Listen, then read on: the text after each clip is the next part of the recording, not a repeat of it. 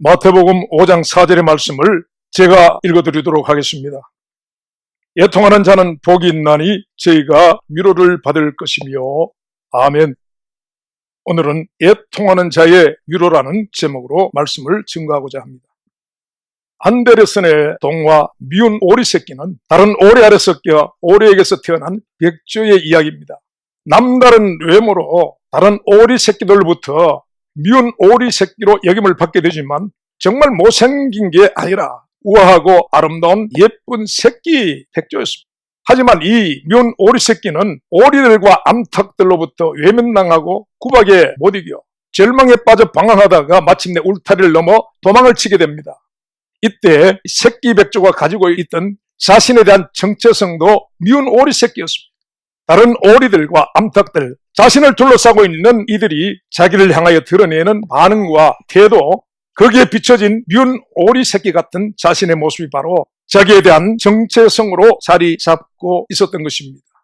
나중에 다른 백조들을 만나면서 참된 자기의 정체성을 알게 될 때까지 이 백조는 자신을 미운 오리 새끼로 보여주는 거짓된 거울에 비춰진 왜곡된 자신의 모습을 자기로 인식하고 내면적 정체성에 심한 갈등과 연민을 키우면서 지내게 되게 됩니다. 하지만 백조들의 눈에 비춰진 자신의 모습과 물속에 비춰진 자신의 참된 정체성은 아름다운 백조였다는 것입니다. 물론 그 반대의 경우도 있을 것입니다. 가령 콩쥐팥쥐의 이야기 속에 그 팥쥐처럼 까마귀 같은 자신의 모습을 자신이 마치 백조인 양 그렇게 알고 있는 경우도 있을 것입니다. 사람들은 각기 자기에 대한 정체성을 가지고 있는데요. 문제는 이 정체성이 참것을 보여주지 않는 거울에 비춰진 왜곡된 자신의 모습을 보면서 만들어진 것이 대부분이기 때문에 참된 자신을 알지 못하고 있는 경우가 대부분이라고 하는 사실입니다. 말하자면요, 내가 인식하고 있는 내가 아닐 수가 있다는 것입니다. 자신에 대해서 흔히들 나는 그게 괜찮은 사람이라고 생각하고 자신에 대하여 좋은 평가를 스스로 매기지만요, 실상은 그 반대인 경우가 있고 또 자신에 대해 심한 열등감을 가지고 있어서 스스로 자신을 비하지만 실상은 그 반대로 꽤 괜찮은 사람인 경우가 있는 것입니다.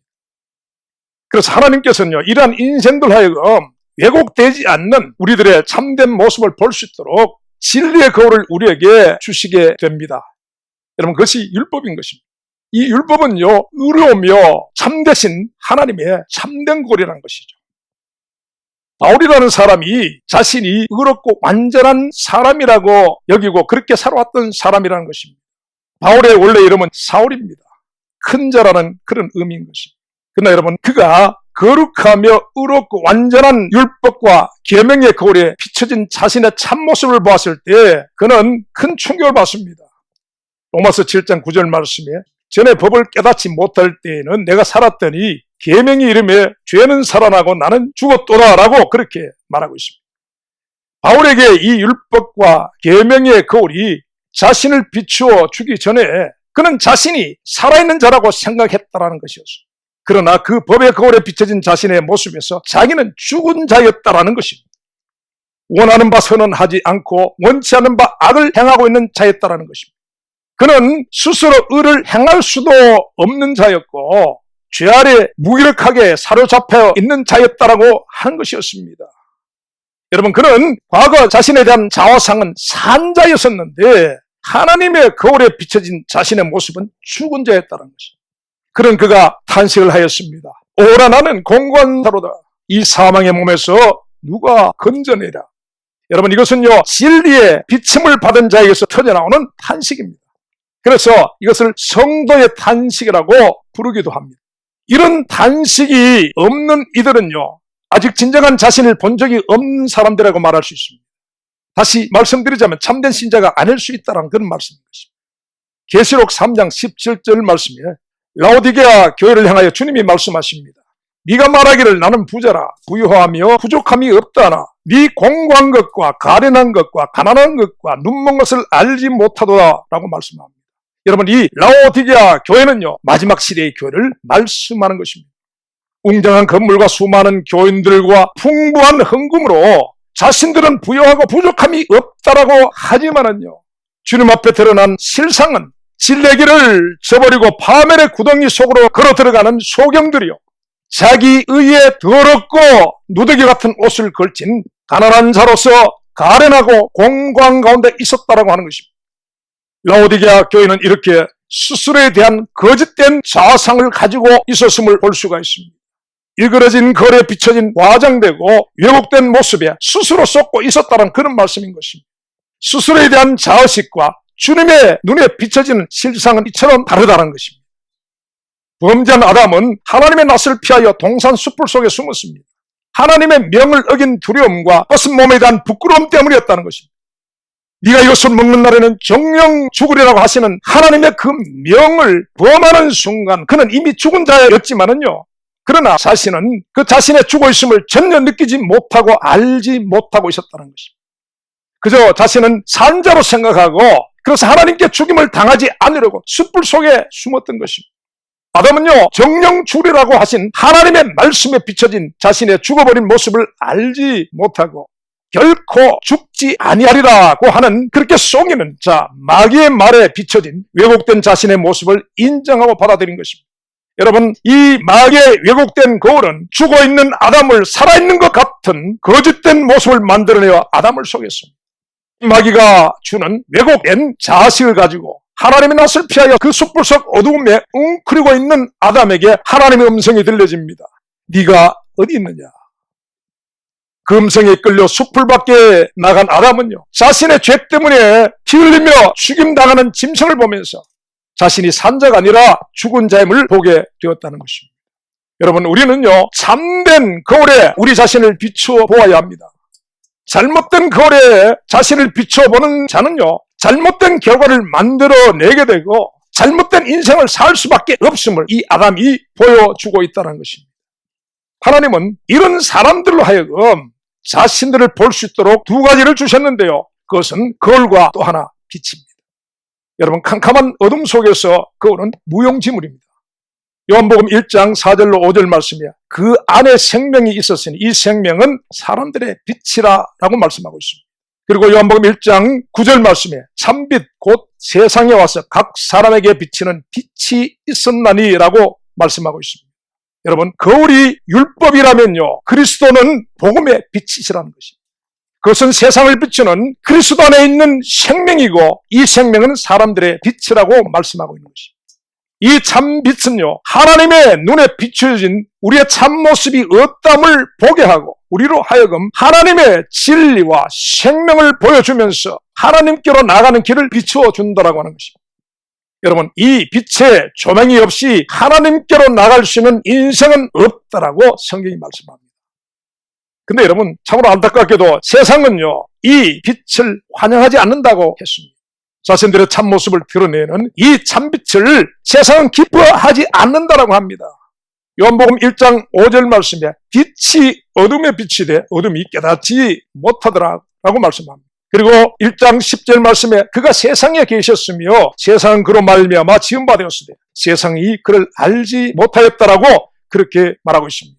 여러분, 여기서 깨닫지 못하더라는 말은요, 취하지 않고 잡지 않고 다가오지 않고 이해하지 않고 지각하지 못하더라는 그런 말씀이 됩니다. 사람들은요, 말하자면 이 빛을 취하지 않고 잡지 않고 다가오지 않고 이해하지 않고 그래서 거부했다라고 하는 것입니다. 숯불 속의 아담처럼 그리스도의 빛 가운데 자신의 죽은 모습이 드러나는 것을 싫어해서 자신들을 비추는 그 빛을 미워한다는 것입니다. 그런 그들에 대하여서 주님이 말씀합니다. 그 정죄는 이것이니 곧 빛이 세상에 왔으되 사람들이 자기 행위가 악함으로 빛보다 어둠을 사랑한 것이니라. 악을 행하는 자마다 빛을 미워하여 오지 아니하나니 이는 그 행위가 드러날까 함이요라고 그리스도께서 말씀합니다. 어둠을 사랑하고 빛을 미워하는 어둠의 사람들의 속성이 어떠함을 말씀하고 계십니다. 그런데요, 이렇게 자기를 비추는 그 빛에 대하여서 거부하는 자가 있는가 하면은 그 빛에 반응하며 그 빛을 향하여 나오는 자들이 있습니다. 그들은 그 빛 가운데 드러나는 자신의 모습을 인정하며 그분의 긍휼을 구하며 그분께로 나오는 자들입니다. 그들이 그 사람들을 비추는 빛 가운데서 확인하는 자신의 모습은 끔찍했다고 합니다. 에베소서 2장 1절에서 3절 말씀에 허물과 죄로 죽은 자였다는 것입니다. 이 세상 풍속을 쫓는 자였다는 것입니다. 공중권세 잡은 자를 따랐던 불순종의 아들들이었다고 하는 것입니다. 육체 욕심을 따라 지내던 자였고 육체와 마음에 원하는 것을 하여 본질상 진노의 자녀였더라는 것입니다. 에베소서 4장 18절로 19절의 말씀처럼 자신을 방탕에 방임하여 모든 더러운 것을 욕심으로 행하는 자였고 무지함과 마음이 굳어짐으로 말미암아 하나님의 생명에서 떠나있는 자였다라는 것이었습니다. 여러분, 다메섹 도상에서 자기를 비추던 그 빛 가운데서 이러한 자신을 바울이 보았다라면요, 누가복음 5장 8절에서 자신의 빈배를 물고기로 가득 채워놓으신 그리스도에게 비춰진 자신의 모습을 보게 된 베드로는 이렇게 말했습니다. 시몬 베드로가 이를 보고 예수의 무릎 앞에 엎드려 가로되 주여 나를 떠나소서 나는 죄인으로소이다. 여러분, 이것이요 그리스도의 빛 가운데서 확인하게 된 자신들의 참모습이었다는 것입니다. 자신의 처참한 모습을 그 빛 가운데 보게 된 자의 반응은 바로 이런 자기에 대한 절망이라고 하는 것입니다. 근데 여러분, 참으로 놀랍게도 이 절망은 어둠 속으로 들어가 웅크리게 하는 것이 아니라 도리어 이 절망 건너편에서 자기를 비추어주고 계시는 그리스도에게서 소망을 발견하고 그분께로 다가가게 만드는 원동력이 되게 되었다는 것입니다. 요한복음 3장 21절 말씀, 진리를 쫓는 자는 빛으로 오나니 라고 주님이 말씀합니다. 여러분, 진리는 그리스도요, 빛은 그분 안에 있는 생명인 것입니다. 이 빛에 반응하여 그분께로 다가오는 자들을 성령은 빛의 자녀라고 합니다. 이들은 그 밝은 빛 가운데로 다가가면 갈수록 더 깊은 허물과 수치가 드러나지만은 그로 인한 절망과 부끄러움보다는 더 큰 생명의 이끌림으로 그 생명의 근원인 빛으로 나아가는 자들이라고 하는 것입니다. 자신의 수치가 드러남이 싫어서 빛을 향하여 증오의 일을 드러내는 자들이 아니라 두려움으로 숲풀 속에 그 어둠 속에 숨는 자가 아니라 그 두려움 속에서도 그분에게로 나아가 그분의 긍휼을 구하는 자들, 여러분, 이들이 바로 빛의 자녀들이라고 하는 것입니다. 마태복음 5장 4절의 말씀에 그리스도께서 가르쳐 주신 팔복의 두 번째 복은 바로 애통하는 자에게 주시는 복입니다. 이 애통하는 자는요, 하늘의 위로를 받게 될 것이라고 말씀하고 계시는데요, 이 애통이란 말은 슬퍼하다, 애도하다, 울부짖다라는 그런 말인데요, 이 애통이 바로 그 빛의 비침을 받은 자에게서 나오는 반응이라고 하는 것입니다. 애통하는 자는 복이 있나니 저희가 위로를 받을 것이며 라고 했습니다. 누가복음 18장 9절에서 14절 말씀에 바리새인과 세리였는데요, 기도하러 두 사람이 성전에 올라갔습니다. 바리새인은 서서 따로 기도하여 가로되 하나님이여, 나는 다른 사람들 곧 토색, 불의, 간음을 하는 자들과 같지 아니하고 이 세리와 같지 않음을 감사하나이다. 나는 일회에 2번씩 금식하고 또 소득의 11조를 드리나이다 라고 그렇게 기도했습니다. 이러한 바리새인이 하나님께 올려드린 자기 속에는 과장되지 않았을 것입니다. 그는 실제로 그렇게 했을 것이 분명합니다. 그래서요, 거기서 나오는 자신감과 자기에 대한 굉장한 자부심을 가지고 하나님 앞에서 자기 의를 말할 수 있는 사람이었습니다. 그는요, 하나님의 은혜를 구하는 자가 아니었습니다. 자신의 의로움을 하나님이 인정해 주실 것을 요구하는 자였다는 것입니다. 여러분, 이 바리새인은 하늘의 빛의 조명을 받는 사람이 아니었습니다. 그는 하나님 앞에서 표면적 행위의 거울에 비친 종교적 가식과 연출로 만들어진 자신을 내어놓았을 뿐 그 이면에 숨겨진 자신의 절망적인 속사람을 감추고 있는 사람이라는 것입니다. 그러나 또 한 사람, 세리는 멀리 서서 감히 눈을 들어 하늘을 우러러보지도 못하고 다만 가슴을 치며 가로되 하나님이여 불쌍히 여기소옵소서, 나는 죄인으로소이다 라고 하였다고 하는 것입니다. 하나님 앞에서 이 세리의 자세와 기도에는요, 하늘의 빛 가운데 드러난 자신에 대한 절망이 들어있습니다. 여러분, 이 절망이 애통이요, 이 애통이 회개입니다. 감히 하나님 앞에 가까이 가는 것은커녕 자신의 눈으로도 감히 하늘을 우러러 쳐다볼 수 없는 존재가 바로 자기임을 하나님 앞에 인정하고 있다는 것입니다. 너무나 철저하게 죄 가운데 파멸의 길로 달려온 그런 자신의 가슴을 찢는 울부짖음이 하나님께 들어지게 됩니다. 하나님이여 불쌍히 여기소서, 나는 죄인으로소이다. 여러분, 이렇게 허물과 죄로 죽었고 하나님의 진노 가운데 들어갈 수밖에 없는 자신이 하나님의 은혜를 구할 수 있는 이유가 있다라면 그것은 오직 하나, 하나님 안에 있는 긍휼과 자비에서 나오는 불쌍히 여겨주신 분이라는 고백을 이 세리는 자신의 온몸과 혼의 애통으로 하나님께 올려드리고 있었다는 것입니다. 동방의 의인이었던 욥은요, 어느 날 갑자기 자기에 닥친 환난의 효리에서 한순간 자신의 모든 자녀와 재산, 건강, 가정 모든 것을 다 잃어버립니다. 그는 이러한 일의 이유를 알지 못합니다. 의로움으로 사람들에게 존경을 받아왔던 사람이요, 그래서 스스로도 자기 의에 대한 자부심과 확신이 있던 사람이었습니다. 적어도 이러한 재앙이 불의에 대한 심판이라고 한다면 자기는 이런 일을 겪을 수 없고 또 겪어서는 안 되는 사람이었다는 것입니다. 그 재앙을 자기가 겪고 있는 것에 대해 이해를 하지 못했다는 것입니다. 이러한 자기 의에 대한 과시는 재앙적 환난을 허락하신 하나님께 대한 불경한 생각으로 이어지게 됩니다. 욥기서 32장 1절에서 2절 말씀이 욥이 스스로 의롭게 여김으로 세 사람의 대답이 그치며 남족속 부스 사람 바라게의 아들 엘리후가 노를 바라니 그가 욥에게 노를 바람은 욥이 하나님보다 자기가 의롭다 함이오라고 했습니다. 욥이 이런 고난 가운데서 그의 세 친구와 변론을 통해 말한 것을 들었던 엘리후가 말합니다. 욥기서 33장 8절로 10절 말씀. 네가 실로 나의 듣는데 말하였고 나는 내 말소리를 들었느니라. 이르기를 나는 깨끗하여 죄가 없고 허물이 없으며 불의도 없거늘 하나님이 나를 칠 틈을 찾으시며 나를 대적으로 여기사 내 발을 착고에 채우시고 나의 모든 길을 감시하신다 하였느니라 라고 했다는 것입니다. 말하자면요, 욥은 하나님의 옳지 못하심으로 자신의 옳음이 정죄를 당한다고 했다라는 것입니다. 그런 욥을 향하여 하나님의 사람 엘리후가 말합니다. 33장 12절 말씀에 내가 내게 대답하리라. 이 말에 내가 의롭지 못하니 하나님은 사람보다 크심이니라 라고 그렇게 말합니다. 여러분, 적어도 그때까지 욥은요, 세리와 함께 기도하러 성전에 올라가서 자기 의를 자랑한 바리새인과 다를 바가 없는 것입니다. 자기 의가 하나님보다 높아져 있었다는 사실입니다. 욥기서 40장 8절에 이러한 욥에게 하나님이 말씀합니다. 네가 내 심판을 피하려 하느냐, 스스로 의롭다 하려 하여 나를 불의하다 하느냐라고 하십니다. 여러분, 욥은 그때서야 자신이 어떤 사람인지를 알게 됩니다.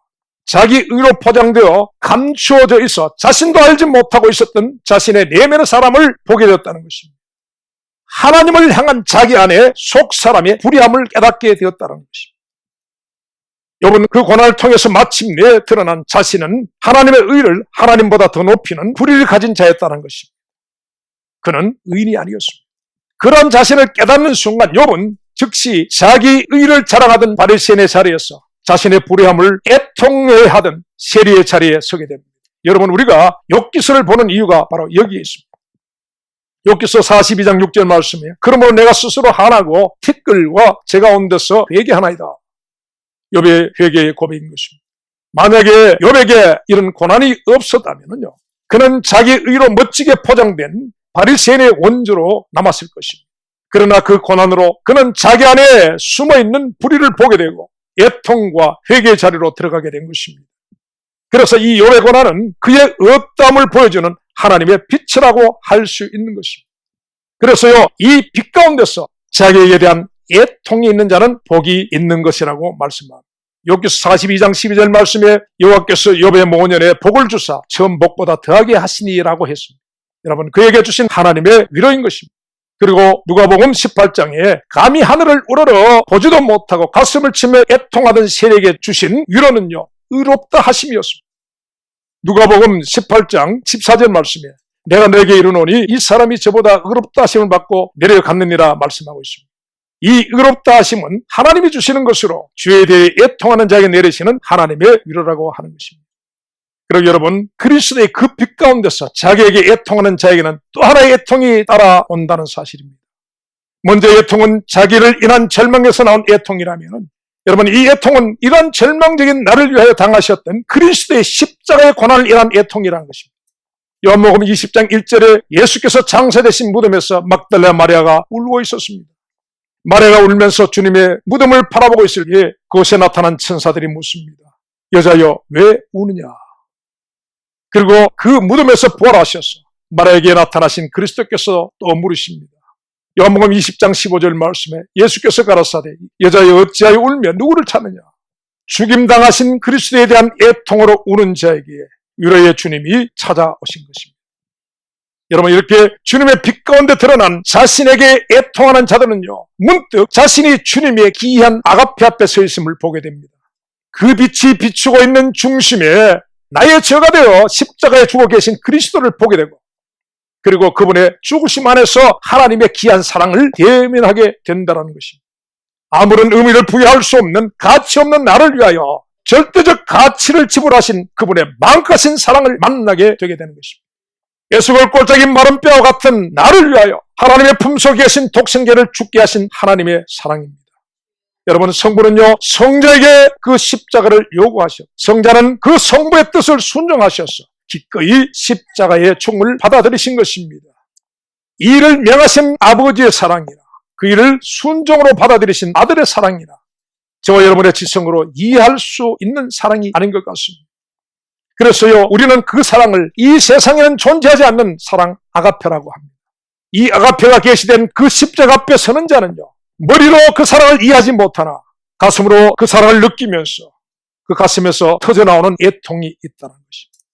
만삭되지 못하고 난 나 같은 자가 무엇이기에, 왜, 무엇 때문에 그렇게 하시느냐라고 십자가 앞에서 가슴을 치며 애통해하는 것입니다. 여러분, 이 애통함이 있는 자에게는 하늘의 위로가 있습니다. 이 애통하는 자는 영원하신 그분 가까이 부르심을 받아서 그분 곁에서 영원토록 그 사랑을 알아가는 위로를 받게 될 것이라는 것입니다. 주님이 말씀하신 이 위로는 가까이서 부르다, 초청하다, 기원하다는 그런 말인 것입니다. 애통하는 자는 복이 있나니 저희가 위로를 받을 것이며, 사랑하는 여러분, 이러한 위로를 받을 수 있는 저와 여러분이 될 수 있기를 바랍니다. 근데 여러분, 성경은요, 때를 놓쳐버린 애통이 있음을 우리에게 가르쳐주고 있습니다.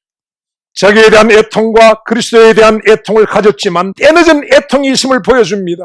계시록 1장 7절 말씀에 볼지어다 구름을 타고 오시리라. 각인의 눈이 그를 보겠고 그를 찌른 자들도 볼터여 땅에 있는 모든 족속이 그를 인하여 애국하니 그러하리라. 아멘. 여러분, 이 애통에는요, 때가 있다는 것입니다. 그것은요, 주님이 빛을 비춰주실 때 그 십자가 앞에서의 애통이라는 것입니다. 주님의 재림 앞에서가 아니라는 것입니다. 여러분, 회개는요, 십자가 앞에서 시작하는 것이고 또 주님 오실 때까지 계속 하는 것이라는 것입니다. 성경에 계시된 구원의 조건은 두 가지입니다. 회개와 믿음입니다. 회개하고 복음을 믿으라입니다. 여러분, 이것은 영원한 구원의 진리가 됩니다. 그러나 여러분, 이 마지막 교회 시대의 구원의 진리는요, 믿음 하나면 족하다라고 합니다. 그래서 사람들은 자기에 대한 그 회개의 애통에 주목하지 않습니다. 그래서 자기에게 대한 회개의 애통이 사라진 이 마지막 교회 시대의 믿음에는요, 십자가의 그리스도께 대한 애통도 당연히 사라지고 보이지 않게 되었다는 것입니다. 여러분, 이러한 이들이요, 어느 날 주님의 재림을 보면서 급작스러운 애통이 일어날지라도 그 때늦은 애통으로 결코 하늘의 위로를 받을 수가 없다는 사실. 그분 곁으로 초청되고 부르심을 받고 영혼을 함께하게 된 그 위로는 없다라는 것입니다. 십자가 앞에 애통함이 없는 반쪽짜리 그 믿음만으로 구원의 위로를 받지 못한다는 그런 말인 것입니다. 여러분, 우리는 이 마지막 때의 반쪽짜리 복음에서 깨어나야만 하는 것입니다. 사랑하는 여러분, 주님의 빛 가운데 드려지는 우리의 애통의 눈물은 하나님의 병에 담겨져 하나님의 기억 속에 영원히 보존되게 될 것입니다. 십자가 앞에서 드려지는 애통의 소리는 하나님께 우리가 드릴 수 있는 최고의 감사요, 최고의 찬양이 될 것입니다. 죄인들을 위하여 자신의 독생자를 십자가에 내어주시고 고통 가운데 죽어가는 그 모습을 지켜보셔야 하셨던 하나님의 상하신 마음을 위로해드릴 수 있는 유일한 우리의 믿음의 행위가 애통이라는 것입니다. 여러분, 이 애통하는 자는 하나님의 곁으로 초청을 받게 될 것이며 세리가 받았던 하나님의 칭의가 부여된다는 것입니다. 사랑하는 여러분, 주님의 이 빛이 저와 여러분을 비춰주시기를 간절히 바랍니다. 기도하겠습니다. 주님, 비록 주를 향한 신학과 신앙이 부족할지라도 그러나 한 가지, 십자가의 그리스도를 바라보면서 우리 한 깊은 곳에서 터져나오는 애통인 우리가 되게 하여 주옵소서. 메마른 눈과 메마른 가슴, 애통이 없는 믿음으로 주를 따라가지 않게 하여 주옵소서. 예수님의 이름으로 기도합나이다. 아멘.